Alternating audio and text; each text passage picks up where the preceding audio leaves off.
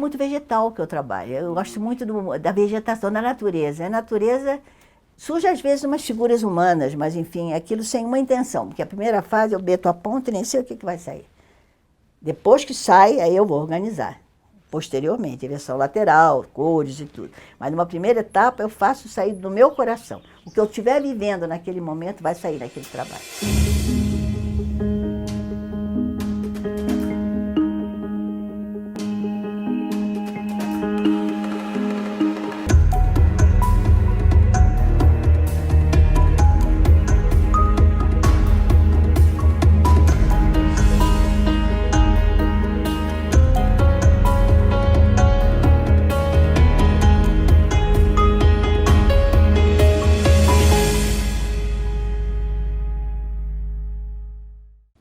Leda Saldanha da Gama Watson.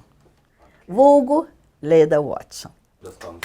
Assim? Isso. Acabou? Meu avô veio da Itália como arquiteto não formado e se mergulhou na pintura e realmente o acervo dele é maravilhoso. Meu tio, minha tia, Campo Fiorito, ela era artista de multimídia, ela fazia milhões de tipos de arte diferentes. E ele era professor da Escola de Belas Artes, foi crítico de arte. Meu tio fez gravura. Na casa dele, que era um museu praticamente, ele fez tudo. Fez desenho, aquarela, e ele fazia umas gravuras muito bonitas. Eu vi as gravuras dele. Mas não estava definida na minha cabeça que arte para mim seria gravura em metal. Quando da minha geração eu fui a única que resolvi ser artista, falei, bom, é uma senhora responsabilidade, né? Desenhava sempre, meu primo e minha irmã também, vendíamos os quadros para a família, pendurados no corredor, mas era brincadeirinha, né? E eu só pude pensar em fazer arte depois que eu estava na Belas Artes, consegui passar pela Belas Artes, para o professorado de desenho, e lá a coisa foi tomando conta. Já a opção de fazer Belas Artes, não fazer advocacia nem economia, já era uma opção de me tornar artista. Mas eu não estava fazendo especialmente nada. Entrei em 57, saí em 59, porque me casei e fui para o exterior. Isso foi a carreira do meu marido, que era diplomata, né? Passei 7 anos fora, tendo um filho depois do outro. 3 anos e meio, 3 filhos lá fora. Você não tem amigos, você não tem serviço, você não tem ajuda. Então foi uma luta que eu não podia pensar em mim. Não pensei em mim. Quando eu voltei ao Brasil, no Rio, aí eu falei, bom, agora sim, já estão meio esquecidinhos, eu vou ser artista. Chegou a hora de eu decidir qual seria o tipo, qual é a expressão artística que eu iria escolher. A pintura, para mim, era uma redução muito grande de tudo que eu queria aprender. Não quis voltar para Belas Artes, e a conselho de uma amiga minha, a Marina, não, aqui voltar para Belas Artes, faz gravura em metal, mas não no Museu de Arte Moderna, porque lá todo mundo faz a mesma coisa. Vai para a Escolinha de Arte Augusto Rodrigues com o Orlando da Silva. Foi a melhor coisa que eu fiz na minha vida. E ele me deixava os alunos fazerem o que bem entenderem. Ele quer plantar bananeira, quer fazer bolinha, quer fazer círculo, quer fazer árvore, quer fazer... Não importa, eu só vou passar para você as técnicas. Mas aquela técnica que exige de você um aprendizado muito grande, mas permite, ao mesmo tempo, a explosão da sua criatividade, a tua liberdade de expressão, é a gravura em metal. Nem a Lito, nem a Stilo te dão isso. Olha, eu tenho 44 anos fazendo gravura sem parar. Eu não paro de trabalhar, eu não paro de fazer exposição, não paro de fazer... E ainda não aprendi tudo. Você quer a maior prova do que isso? Ainda estou aprendendo técnicas novas.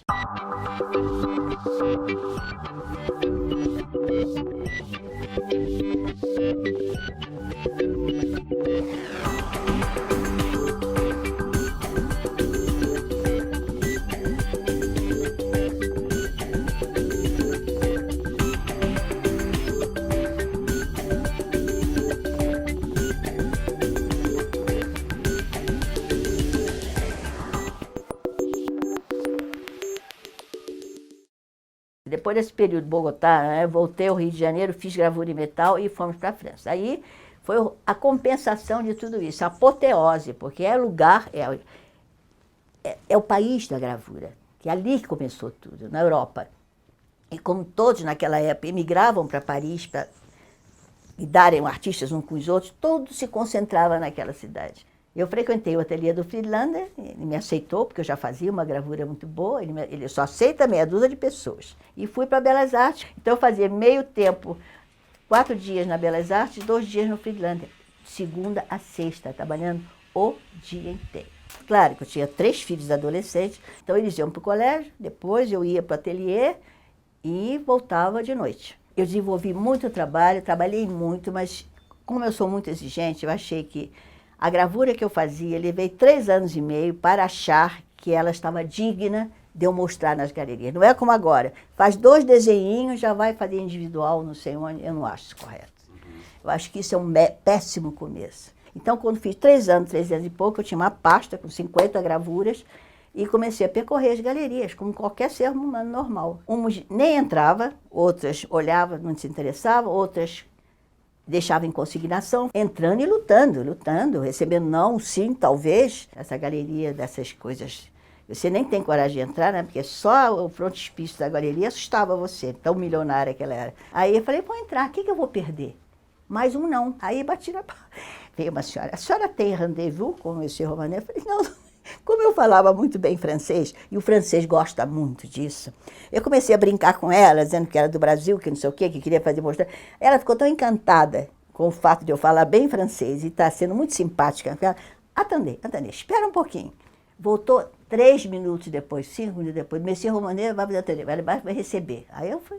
Ele elogiou o meu trabalho, elogiou dentro da medida do francês, que não é brasileiro, que não diz adjetivos, mas ele disse assim, seu trabalho é tão bom que eu vou lhe comprar a pasta inteira, 50 gravuras, na hora. Pagou. Eu falei, não acredito. Aí saí para tomar um chopp, no primeiro bar da esquina, falei, tem que comemorar, nem que seja sozinha.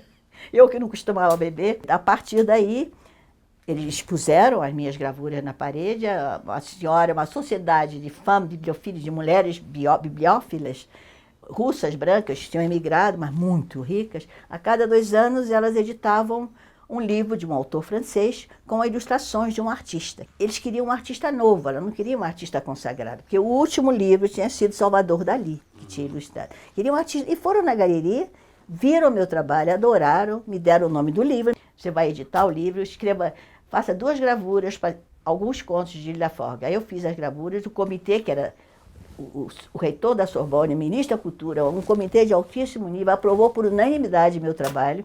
Eu tinha que 2 anos trabalhar, elas frequentariam o meu ateliê, acompanhariam o trabalho, para depois fazer o lançamento do livro. Aí o que aconteceu? Meu marido foi removido para Brasília. Acabou, o sonho acabou. Lamento muito, mas o que nós gostamos, o retorno que nós temos é acompanhar o trabalho do artista durante 2 anos.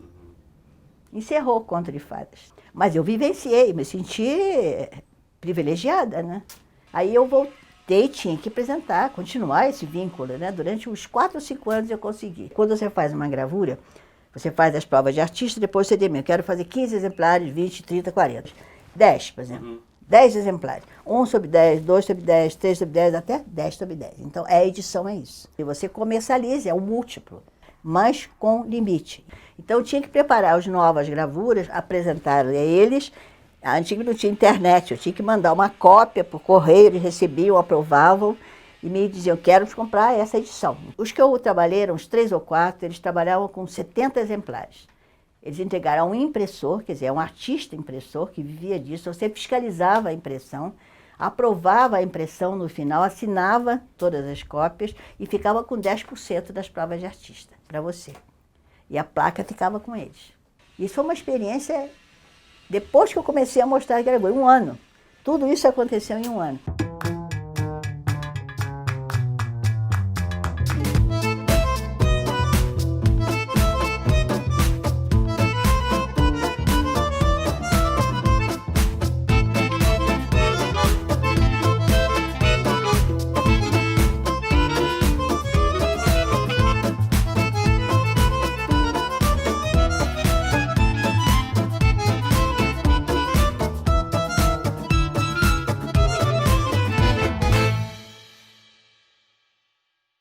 E dei o curso na UNB, aí minha vida virou de ponta cabeça, porque eles todos quiseram vir trabalhar no meu ateliê e eu não tinha espaço. Eu tinha umas salinhas, eram arrumadas de um tal jeito pela minha experiência, que depois eu li num livro que a maneira ideal de montar um ateliê de gravura era aquela, quer dizer, recebi até esse retorno.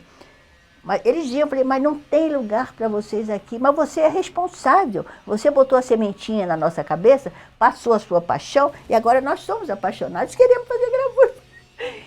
você quer que eu faça? Nada, né? Aí alugaram uma salinha do lado, ficamos com o andar inteiro. Eles alugaram todas as outras salas, formamos o primeiro núcleo de gravadores de Brasília, éramos 5 gravadores, e daí começou, a secretaria nos convidava para tudo, porque nós éramos muito responsáveis, todos muito certinhos, montavam o nosso estande, apresentávamos o trabalho, ateliê vivo.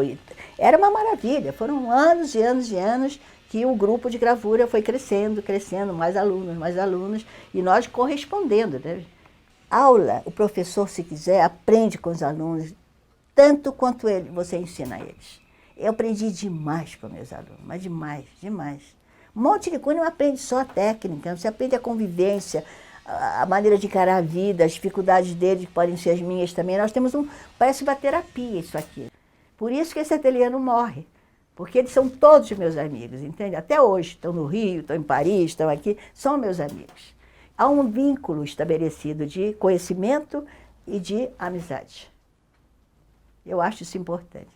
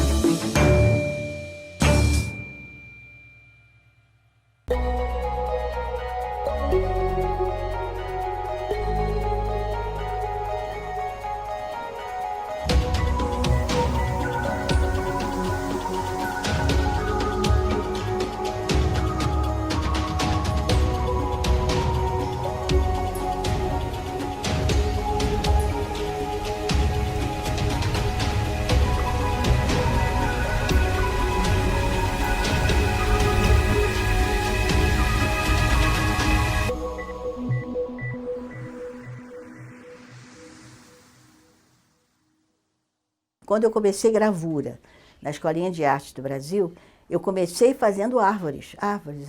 Eu pensei, mas escuta, por que você está fazendo essas árvores retorcidas? Aqui não tem dessas coisas. Mas como eu, antes de ir para Paris, Brasília estava sendo criada, né? Estava sendo construída. E meu primo, Ítalo Campiorito, trabalhava com Niemeyer aqui. Então eu era entusiasta de sair essa capital do litoral. Então eu vinha muito aqui, atravessei o lago de Jipe, não tinha água, não tinha nada, a cidade estava sendo construída. Eu era entusiasmada. E ao vir com muita frequência, a paisagem entrou na minha cabeça. Sem eu saber por quê, entrou. E as minhas gravuras no Rio eram essa paisagem.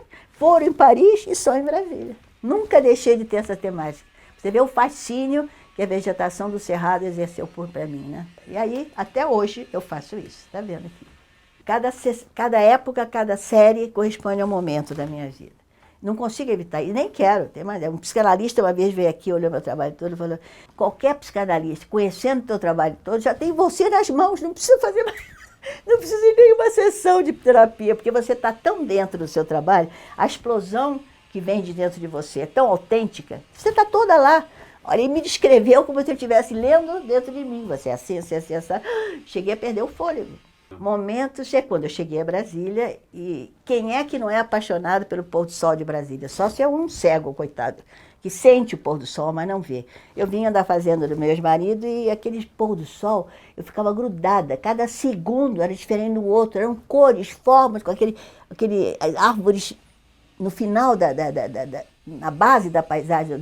Era demais, entende? É tão lindo que eu comecei a ter necessidade de fazer, não fotografando, não, mas pela memória, pelo que gravei, aquilo entrou em mim e saiu por uma série de momentos. Porque eram momentos mesmo, num pôr do sol de 20 minutos de Sobradinho até aqui, você via N pôr do sol, N, cada segundo é diferente do outro. Ambos, todos maravilhosos. Depois veio a série das emoções. Emoções é mais complicado, porque eu me separei, uma enorme decepção, 20 e tantos anos de casada. Aí eu vi que as pessoas não são tão simples quanto a gente pensava. Elas têm dois lados. Um lado que é bom, outro é bom. E se manifestam. Você pensa que não, mas se manifestam. Bom, ruim, ativo, tranquilo, agressivo, carinhoso. Você tem os dois lados dentro de você. Todo mundo tem essa dualidade. e que se manifesta como? Através das emoções. Você, às vezes, num momento de grande emotividade, você nem lembra, às vezes, do que você disse, falou e pensou e fez. Porque a emoção deixa sair os dois lados. E essa pessoa com quem eu tinha vivido tanto tempo, apareceu como um segundo lado, uma segunda parte dele que eu não conhecia. Me deixou aterrada. Eu falei, eu tenho que entender isso. Então eu fiz uma série das emoções. Aí eu tive que usar a figura feminina e masculina, porque são os dois opostos, o yin e o yang, dentro de você, que contracenam, que trabalham juntos. E se manifestam assim, assim, assim, de acordo com a ocasião. Então, tinha que ter duas figuras opostas para simbolizar a dualidade do ser humano. Aí, de repente, como eu era ateia, não acreditava em nada, uma amiga minha disse, não, você está sofrendo, você está com artrose, teu filho está com problemas sérios. Como é que você está lidando com isso? Eu não sei, eu estou me sentindo desamparada. Então, vamos até a comunhão. Aí me levou até a comunhão. Muito refratária, mas lá fui eu. Fui eu e comecei a ouvir as palestras, conversar com as pessoas. Falei, não, tá aí, isso aí é uma doutrina que tem tudo a ver comigo, como o budismo. Quer dizer, uma coisa que veio não para ter rituais, obrigações, dogmas, pode, não pode, pode, não pode. Você só pode uma coisa, ser um ser humano bom, evoluído e fazer bem aos outros. Fazer com os outros o que você gostaria que fizessem com você. Aí veio a série de sonhos, que é a realização espiritual da pessoa. Eu boto uma imagem de madeira por trás, que fica como uma espécie de uma coisa fluida, como se fosse um sonho, e o metal por cima. Veio a série de sonhos.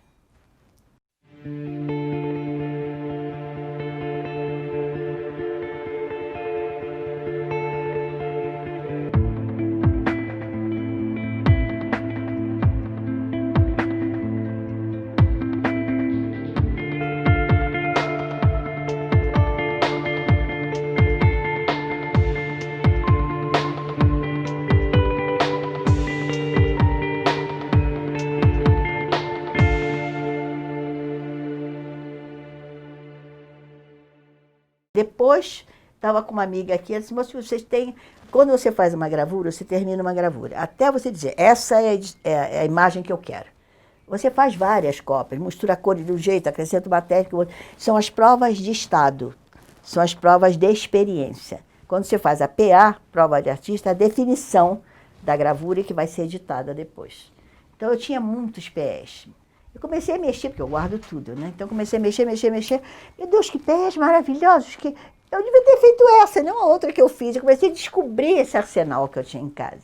Aí eu comprei uma madeira, pintei a madeira e comecei a cortar tudo isso. Eu não queria cortar para botar no papel, porque o papel é maleável. Se você cola uma coisa no papel, ele acaba soltando aquilo com o tempo, né? Então tinha que ser uma madeira. Eu peguei a madeira e cortei todos, formei novas formas, com eles eu criei outra imagem, tanto que aquele crítico, o Voigt Müller, de São Paulo, veio aqui, estava fazendo a chocolate.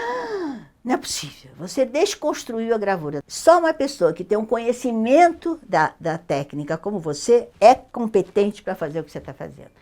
Ele fez um texto sobre aquela minha descoberta, entende? Sobre a recortada de tudo e a nova imagem que surgiu dali.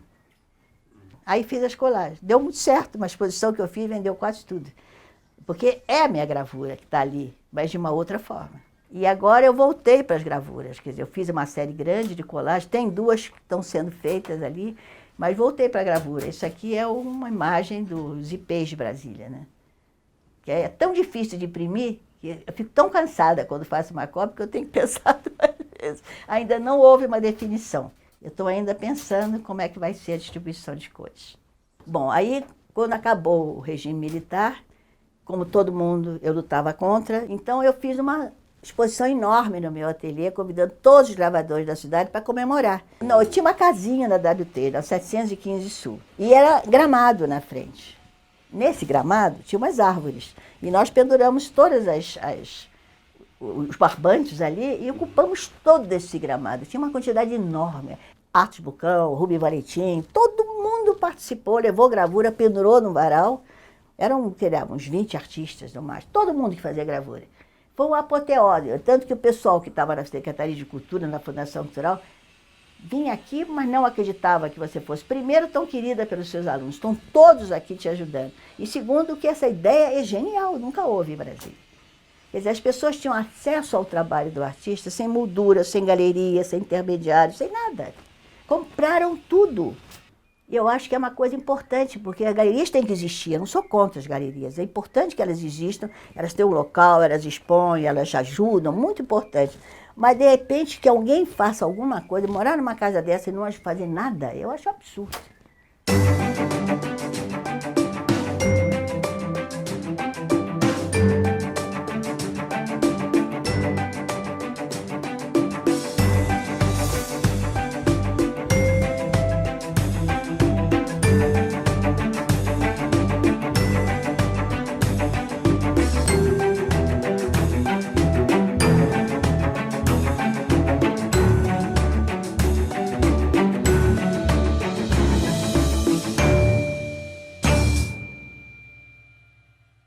Nem sempre é o que eu imaginava, né? Por isso que começa a fazer as provas de estado. Ih, não, isso aí eu não gosto, não. Aí muda as cores, muda isso, muda aquilo, até você ter, mas essa é que eu quero, esse jeito é que eu quero.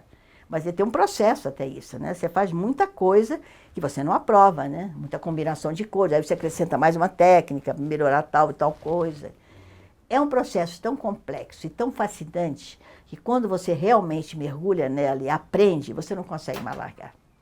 Eu não tenho alunos que não conseguem fazer outra coisa. Porque a gravura é fascinante. Agora, você precisa ser uma pessoa paciente, né? Se você for muito ansioso, muito apressadinho, você não pode ser gravador.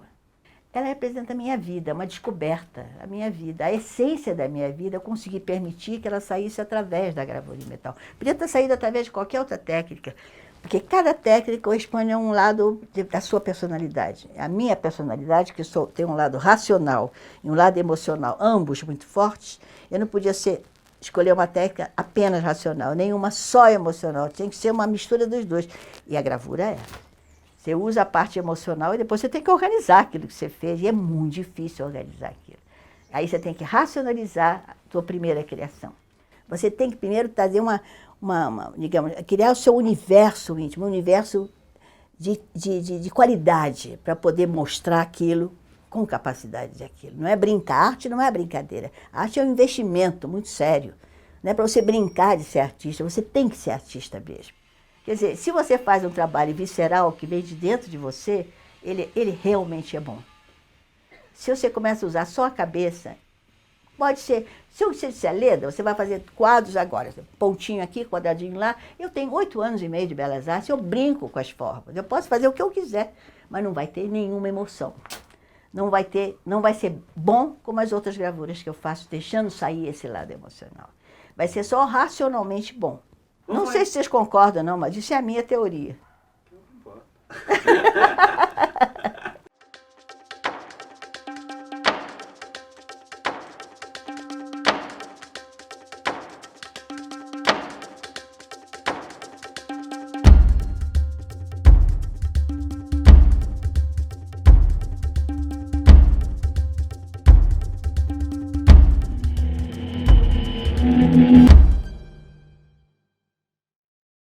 Quer dizer, as pessoas tinham acesso ao trabalho do artista sem moldura, sem galeria, sem intermediário, sem nada.